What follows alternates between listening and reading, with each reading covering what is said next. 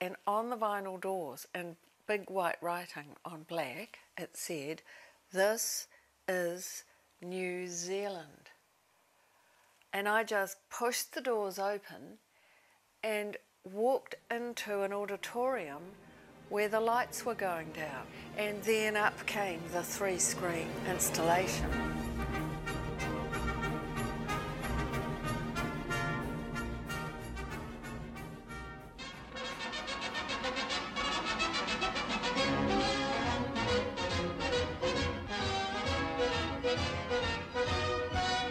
I joined the film unit in 1962, and we had a heck of a lot of freedom to do what we wanted under Mr. Jeffrey Scott, the manager. But we didn't always recognise how fortunate we were at the time. Our staff all loved New Zealand.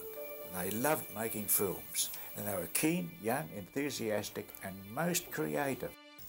J.R. Marshall called a meeting at Parliament Buildings and turned to me and said, "Well, what do you think, Jeff? I think we ought to have a film." I said, "Most certainly you need a film." He said, "Can you do it?" I said, "We can do it. We'll do it." I decided the 3-screen thing gave us the best latitude for creative ability in presenting New Zealand. The trouble was finding somebody with the imagination to handle the concept of 3-screen presentation. This was my problem.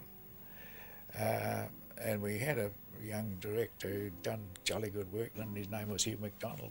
Mr. Scott called me into his office and told me about the job and said I was going to direct it. I was a bit floored, actually. But the whole staff got him behind this project, particularly the cameramen.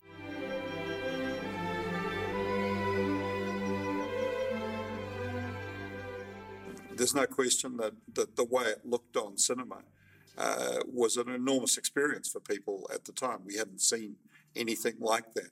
The whole nation was sort of suddenly swollen with pride about this movie.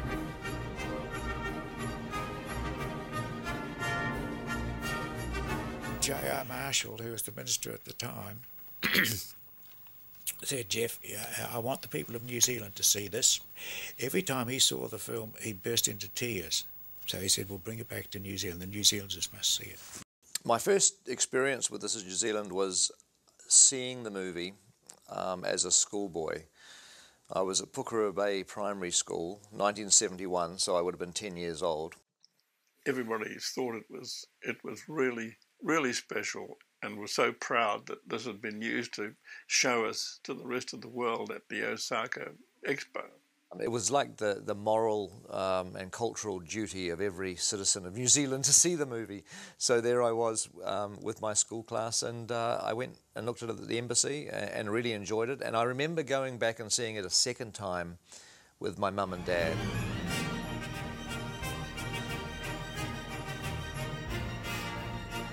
It's a perfect crystallisation of the particular view of the country, and I think its value as such is enormous and will endure. And what This Is New Zealand did is that it captured something of the spirit of the country, and that's what's missing from anything that happens today, is that you get the facts, you get the news reports, or you get the entertainment through a soap opera, but you don't get anything that reflects the spirit of the nation and just the vibe of the country. The marriage of the people in the land and the people in the sea.